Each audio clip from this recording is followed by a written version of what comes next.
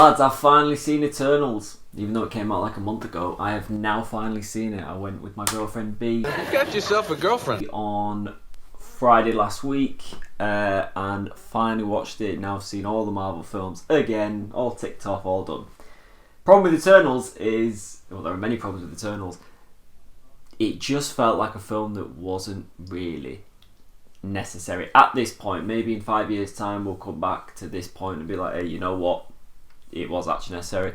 Felt a bit like Captain Marvel, The Incredible Hulk, Black Widow. It just felt like a useless film to sell tickets. Marvel are going to do that. They've been doing that for years. They've been doing it with comics. You know, it's a money-making machine, and at this point in time it's starting to feel that way. After Endgame, the perfect ending to the Marvel cinematic universe, in my opinion, nothing has really felt anywhere near as good since we had Spider-Man Far From Home, Homecoming, Far From Home, No Way Home. Is this one No Way Home? Or is this Far From Home? I can't remember. What was whatever the second Spider-Man film was with Jake Gyllenhaal as Mysterio. Hang on a minute. It's going to annoy me now. That's really going to annoy me. Spider-Man. A few moments later.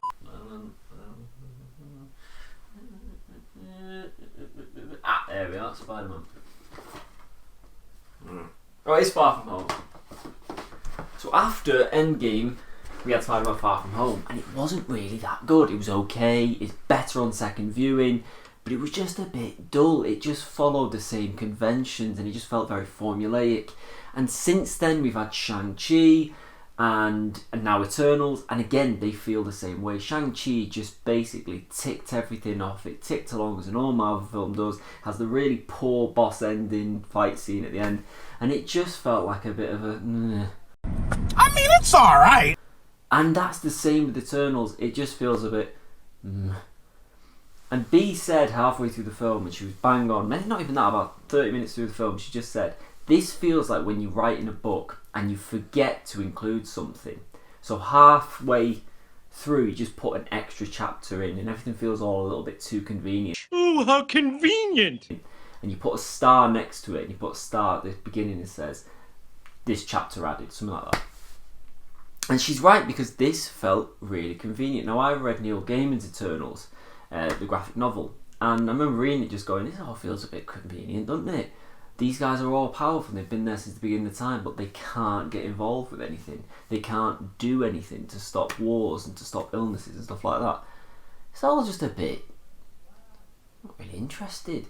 And it's come off... Marvel have finally got a director in Chloe Zhao, an Oscar-winning director, after her coming off from Nomadland, that sweeped the Oscars last year. She won Best Director for it. And I remember in one of the trailers, they put Oscar, Academy Award winning Chloe Zhao. And it was just like, is that why they're using it? You know, and they're using it because it's now going to get that side of the movie world to watch this film. Eternals just felt like a waste of time, really. It's 2 hours and 56 minutes long. It's really long.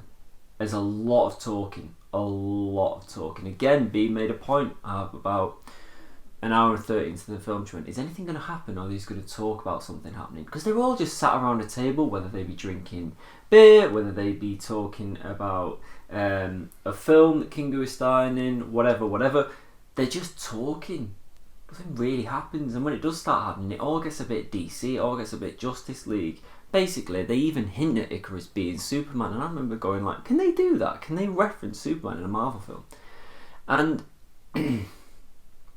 here's the thing, the film, in its own sense, has every element of a Marvel movie. It's going to make you laugh. It easily passes the 5 laugh test.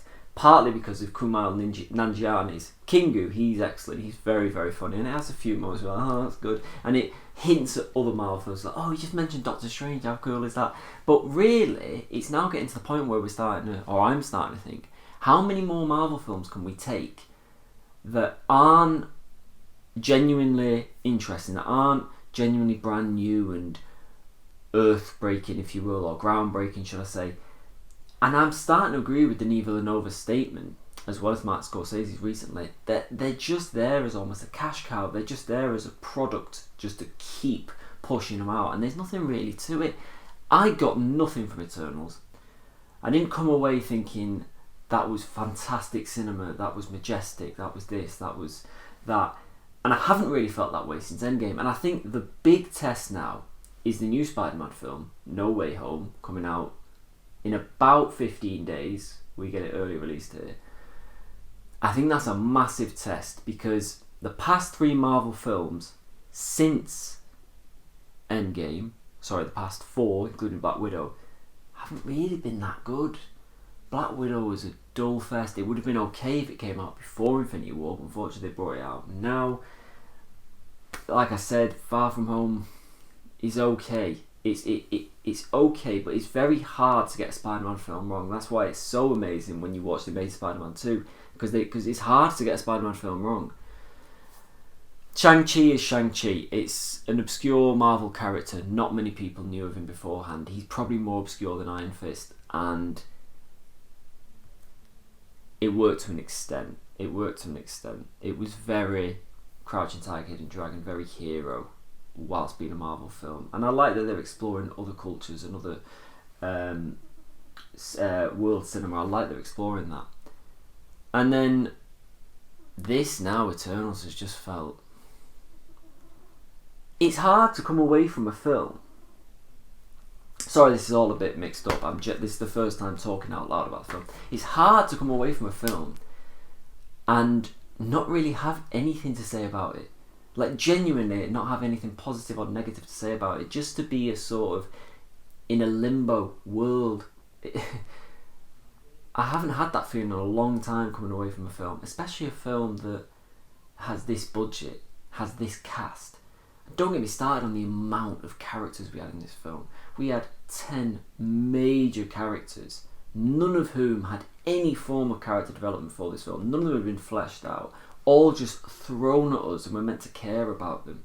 We're meant to care that Druig can control people, and then he feels really bad that we as humans are hurting one another. We're meant to care that Sprite is stuck in a 12-year-old body. Couldn't stand that character, by the way. She was annoying in the book, and she's annoying in this. You just want to kick her.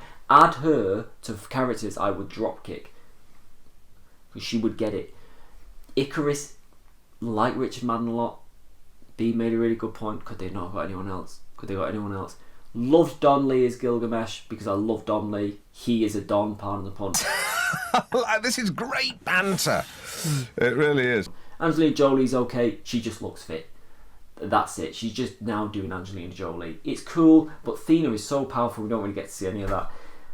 It just feels like a waste of time, and that is the best and worst thing I can say about Eternals. It's long, it's boring, and there's supposed to be a number 2.